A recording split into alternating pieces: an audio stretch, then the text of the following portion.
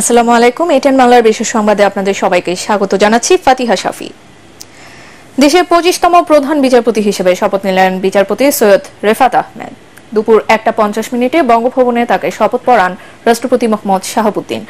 শপথ অনুষ্ঠানে অন্তর্বর্তী সরকারের প্রধান উপদেষ্টা ডক্টর মোহাম্মদ ইউনূস সহ অন্যান্য উপদেষ্টা, রাজনৈতিক দলের নেতা, বিশিষ্টজন ও বিভিন্ন দেশের রাষ্ট্রদূতরা উপস্থিত ছিলেন।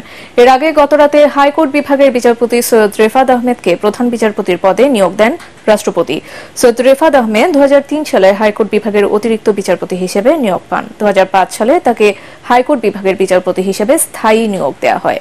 প্রধান বিচারপতির শপথের পর অন্তর্বর্তীকালীন সরকারে নিয়োগ পাওয়ার বাকি দুই উপদেষ্টা সুপ্রদীপ চাকমা ও বিধান রঞ্জন রায়কে শপথ পড়ান রাষ্ট্রপতি মোহাম্মদ শাহাবুদ্দিন।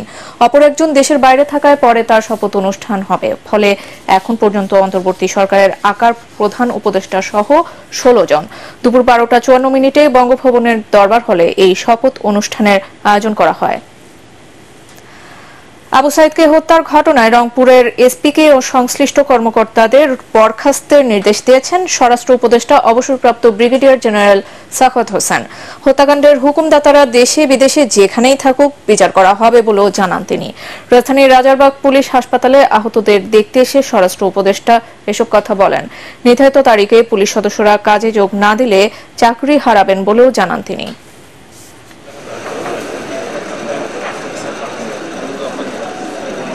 আমাদের কাছে অত্যাধুনিক মারণাস্ত্র আছে, সেটা শত্রু মারার জন্য, in the borders, not internal use. পুলিশকে এই অস্ত্র দেওয়া ঠিক হয়নি, যারাই দিয়েছে এই কারণে দিয়েছে, এবং এটা যাতে ভবিষ্যতে না হয়। আমি অত্যন্ত পরিষ্কার ভাষায় বলছি, পুলিশকে আপনি লাঠিয়াল বাহিনীর মতো পরিচালিত করতে পারবেন না। আমি চেষ্টা করব যে হুকুমদাতা যারা ছিল, they should be punished and severely punished. আমাদের দেশে না পারলে বিদেশে। আপনি হুকুম দিয়ে ছেলে পেলে মারবেন, জনগণকে মারবেন, আর জনগণ এটা করবে। আবার আসেন, দেখেন জনগণ কি করে, ছিঁড়ে ফেলবে। এবার হুকুমদাতাতে আমাদের বের করতে হবে যে কারা পুলিশকে এইরকম ভাবে ব্যবহার করেছে এবং উদ্দেশ্যটা কি। উপদেষ্টাদের ক্ষমতার অভিলাষ নেই, জনগণ যতদিন চাইবে ততদিন দায়িত্বে থাকবেন। প্রথম দিন অফিস করতে এসে এসব কথা বলেন ছাত্র আন্দোলনের সমন্বয়ক এবং সরকারের যুব ও ক্রীড়া উপদেষ্টা আসিফ মাহমুদ। আরেক উপদেষ্টা নাহিদ ইসলাম বলেন, ইন্টারনেট শাটডাউনের সাথে জড়িতদের বিরুদ্ধে ব্যবস্থা নেওয়া হবে।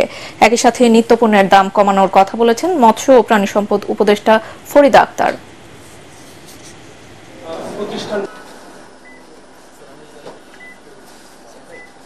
আমরা পুরো দেশকে ঢেলে সাজাতে চাই, এবং সেটা আমরা আসলে ব্যক্তির জায়গা থেকে নয় যে একজন ব্যক্তিকে আমি পরিবর্তন করে দিলে আমার হয়ে গেল। আমরা সিস্টেমটাকে ঢেলে সাজাতে চাই। আমরা একটা সিস্টেম গড়ে দিয়ে যেতে চাই এই অন্তর্বর্তীকালীন সরকারের অধীনে, যাতে করে যে ব্যক্তি আসুক সে ওই সিস্টেম ফলো করার মাধ্যমে এই যে দুর্নীতির কথা বলছেন কিংবা অনিয়মের কথা বলছেন সেগুলো যেন আর কখনোই ফিরে না আসতে পারে। তো ইন্টারনেট বন্ধ বলেন বা সেটাকে সীমিত পর্যায়ে নিয়ে আসা, এই মানবাধিকার বিষয়টিকে মাথায় রেখেই করতে হবে, যাতে কারো মানবাধিকার লঙ্ঘিত না হয়। গত আন্দোলনে যে ডিজিটাল ক্র্যাকডাউন আমরা বলেছি ইন্টারনেট বন্ধ করে, তার তদন্তের জন্য আজকে আমি ব্যবস্থা নেব যে কেন এই ঘটনাটি ঘটেছিল এবং কারা সেটার সাথে জড়িত ছিল। অন্তর্বর্তীকালীন সরকারের প্রথম কর্মদিবসে রাজধানীতে তীব্র যানজটের কারণে ভোগান্তিতে অফিসগামী মানুষ। শিক্ষার্থীরা সাধ্যমতো সড়কে শৃঙ্খলা আনার চেষ্টা করছে। সড়কে ট্রাফিক পুলিশের অভাবও অনুভব করছেন অনেকে। দ্রুত মেট্রো রেল চালু করলে যানজট কমে যাবে বলেও জানান অনেকে। এদিকে ধীরে ধীরে খুলছে সব শিক্ষা প্রতিষ্ঠান। ব্যাংকগুলোতেও ছিল গ্রাহকদের ভিড়। আরো জানাচ্ছেন মাঝারুল হক মুহাজির। সকালের রোদ বৃষ্টির খেলায় রাজধানীবাসী প্রথম কর্মদিবসে পড়েন চরম ভোগান্তিতে।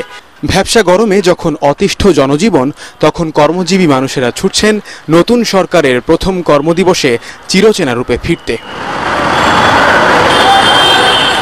এদিন ব্যস্ত নগরের ট্রাফিক নিয়ন্ত্রণে হিমশিম দশা সাধারণ শিক্ষার্থীদের। তবে তাদের দাবি, পরিস্থিতি স্বাভাবিক হলেও তারা পার্ট টাইম জব হিসেবে করতে চান ট্রাফিকের কাজ। মানে এটাকে যদি পার্ট টাইম জব দেওয়া যেত, যাদের অফ ডে থাকে, অনেক ছুটি থাকে, ওই দিনগুলোতে যদি ওরা কাজ করতো তাহলে আমাদের ট্রাফিক পুলিশদেরও চাপ কম যেত আর রাস্তাঘাটও ঠিক হতো। এটার কষ্ট আমরা এখন বুঝতেছি যে ট্রাফিক পুলিশদের কত কষ্ট। আমরা চাচ্ছি তাদের সাথে মিলেমিশে কাজ করতে। যেভাবে কাজ করতেছে প্রশংসনীয়, কিন্তু ট্রাফিক পুলিশ পরামর্শের প্রয়োজনীয়তা আছে, কারণ তারা পুরোপুরি ট্রাফিক রুলস জানে না, কোন রাস্তায় বেশি গ্যাপ দিতে হবে, কোথায় কি করতে হবে। এ সময় সড়কের জ্যাম নিয়ন্ত্রণে মেট্রো রেলকে চালু করার দাবি জানান কর্মজীবী মানুষেরা।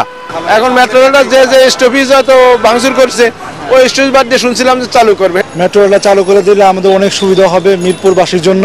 এদিকে আজ থেকে শিক্ষা প্রতিষ্ঠান আবার পুরোদমে চালুর নির্দেশ থাকলেও বাস্তবতা ভিন্ন। স্কুল কলেজ চালু থাকলেও নেই শিক্ষার্থীদের উপস্থিতি। এরই মাঝে অনেক গার্জিয়ান যোগাযোগ করছেন এবং ওনারা ছেলে স্কুলে পাঠাতে আগ্রহী। বছরের এই সময়টা কিন্তু ওদের ক্লাস হয়, পূর্ণদমে ক্লাস চলে। তা আশা করি যে ছেলেরা এর মধ্যে চলে আসবে, আগামীকাল থেকে ওরা আসবে। ব্যাংকগুলোতেও দেখা গেছে প্রচুর গ্রাহক, টাকা তুলতে সকাল থেকে অপেক্ষা করছেন অনেকে। মাঝে কিছুটা সময় তো ব্যাংকিং কার্যক্রম বাধাগ্রস্ত ছিল বা বন্ধ ছিল, যার জন্য মানুষের নগদ টাকার চাহিদাটা আছে। এর জন্য মানে ব্যাংকিং কাউন্টার এবং বুথ সব জায়গাতেই টাকা উত্তোলনের একটা চাপ আমরা দেখছি। এমন বাস্তবতায় দ্রুত চিরচেনা রূপে ফিরবে নগর জীবন, এমন প্রত্যাশা সবার। মাসহারুল হক মুহাজির, এটিএন বাংলা, ঢাকা।